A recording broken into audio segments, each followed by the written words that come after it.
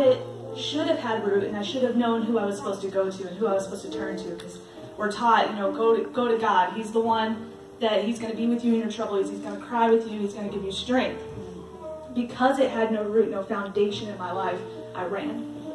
And I never told anyone what happened until probably 5 or 6 years later. And I dealt with it internally and just went all the wrong directions. I found pills, and I found the end of a bottle, and I found self-harm. And this isn't a time where now all of this is talked about. When I was doing it, it was not the norm. It was not something that was mentioned. So how I even found out that that's an outlet, it had to be the enemy. Because I remember going home and showering, thinking I could just wash it away and forget, and then I woke up and it was still there. And no matter how many times I ran, it just still found me. There was no release from it because I wasn't going to what I should have went to. And fast forward a little further, you know, facially complete is what my family looked like. And we weren't. So he'd be preaching, and we'd come home, and it's something completely different. And it was something that was hard to deal with because you're seeing the politics, but not even the good. And so that tainted my view of the church. And it tainted my view of any family minister. And so then I go up further, and I was about to go to college, but even before that, my father had an affair which really impacted me. Because I didn't understand, and I was still in my mess, and I was like, obviously it's my fault, because everything that has to happen that's bad had to be my fault, because that's what we think in our minds. We're taught and ingrained by the world that if anything bad happens, you caused it somehow. So then I moved. I lived in my car for a little bit. I lived with my aunt for a little bit. My family was being broken, and I didn't know who to turn to because I couldn't turn to my pastor because I was hurt. I couldn't turn to my family because they were hurt. And so I just jumped states. I thought that was the thing to do. Like I would jump from one state to another. From 16 until 21, I moved to 5 different states. And part of those were living in my car briefly because I couldn't afford rent and I had nowhere to go. And I kept wanting this blessing. I wanted this. I was searching for something, and I didn't know what I was searching for because I never had that foundation from previous. And I was thinking, actually, I have this journal that I found a couple days ago. Because a couple weeks ago, I've been thinking about testimony, and we're overcome by the blood of the Lamb and the word of our testimony. So I found this journal of prayers that I wrote throughout all of my dark times, and songs that I wrote. And it was funny because a lot of those songs were talking about how I wanted God's love, because that's what I lacked because I was hurt. I wanted to find it. And then I thought, and I wrote it down, that my spirit in those dark times, my spirit knew because it was taught. It knew what it was reaching out for. God's hand was there just crying with me like, come, please just come to me. Yes. And my spirit while I'm singing is reaching out like, this is God's love. This is it. Come get it. Come grab it. It's just right there. But it's a choice. Yeah. And we have to choose. That's right. So in all of this, fasting forward like much later, 21 years old, and I don't know, I went months, and I don't know or weeks, I don't know if I had water during those weeks because it was constantly just alcohol, self-harm, alcohol, everything. And it got to the point where I couldn't walk anymore because I had a back issue, and I was unable to actually go and walk, which was hard because I'm in Pennsylvania. I'm on my own. I've completely separated myself from anyone that could have possibly cared about me, because that's how we do. We get into our mess and we're like, you know, if I'm over here alone, no one can see it. And I can stand, I can make it. But I had a family that was praying, family that I didn't know that was praying. And I was forced to come back to a state that I swore I'd never come back to. Because God bless the Indians. And I had to have physical therapy so I could walk. And it was really hard. So July 4th weekend of 2013, I am coming to see the trials and see how it's all going to work before I make my big move from Pennsylvania to Oklahoma. And that weekend, my mom is there, and my grandparents are there, and they're we're supposed to have this family there. And I'm like, why? I've never been around family. I don't want to be around family. Like, why? I'm already mad. I'm still in my mess.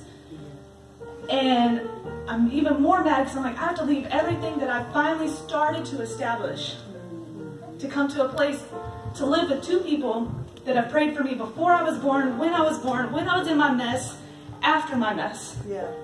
That I decided not to have a relationship with, and they were still welcoming me in. And with those people, I had to go to church on Sundays, so I made sure that I got a job that I couldn't.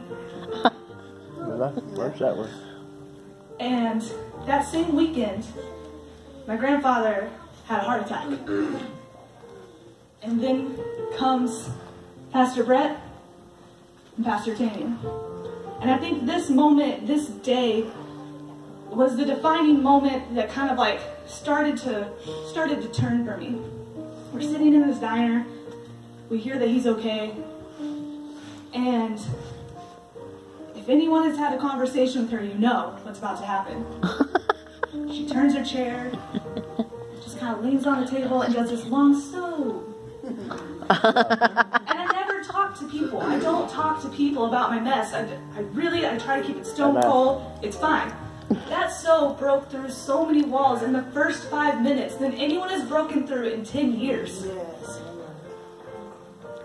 And to make it even further and weird, before we leave, I've now added her on Facebook. I have her number, and I'm Googling her. Oh. And the story's important because when you connect with someone, my spirit connected to know that something was there. Even though, and at this time, I think I just found out we're family. I had no idea who she was my whole life until 4 years ago. But she knew me. And I guess I could say she was still praying because I know that my family talked to her.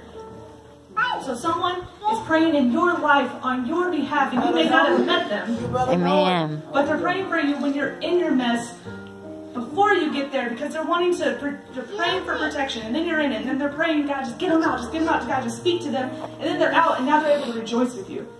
Hallelujah. So in the past 4 years, this goes by, and now I'm going up every weekend to meet with them. And I'm asking questions, because when you connect with those people, you need to know what they know, because they can speak to you. So I have a list. I mean, I still have this list of the first questions, and her answer always, like, how did this happen? Well, God. Okay, but how did this happen? God. Okay, but how did God do this? God. It's real life, guys. This happened. And it frustrated me, but I found myself continuing going back, and actually today on Time Hop, I looked, and I was at their old house.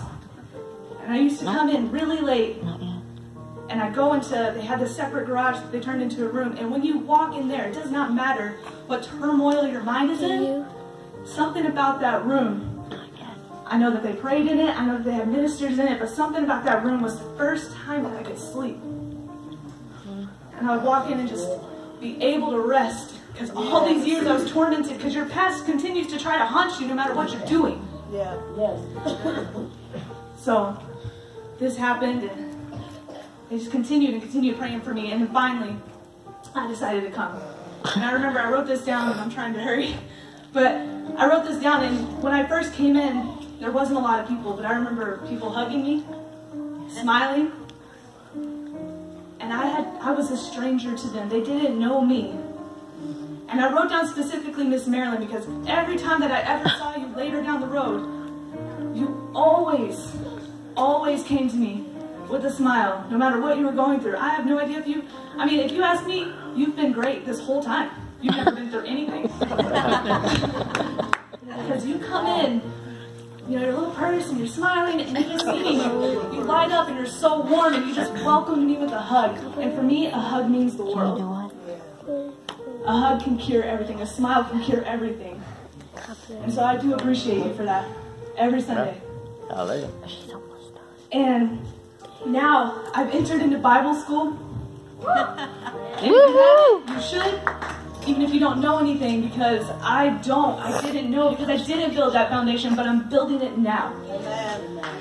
Hallelujah. And I'm in Bible school and I'm trying to learn. And they might be mad sometimes because I ask a lot of questions on the side because I don't know what's going on. But I've taken all these lessons. I pray to God that I'm going to graduate in June. You will. It's built this foundation slowly but surely. Yes. And because of that, and because they've taught me the importance of tithing, even when it doesn't seem possible. And with that, I've now bought a house. I've bought a car. I have a great job. And I'm walking through, hopefully, a new promotion in the future. Hallelujah. Amen. And all I can say is all that mess, no matter how many times it tries to come and like torment my mind, like they're always there for me. Yeah. Our pastors are important and vital in all of our lives because they're the ones praying when you think no one is. Yeah. And they're the ones that sit with you when you're in your mess, telling you, just renew your mind, like it's all right. Yeah. You can do it. You can make it that next day. And so because of them, because of God, because of you guys, I can honestly say I'm standing here happy to give a testimony that I haven't given ever in America for that matter. Hallelujah. And it's because of you guys. Amen. Hallelujah.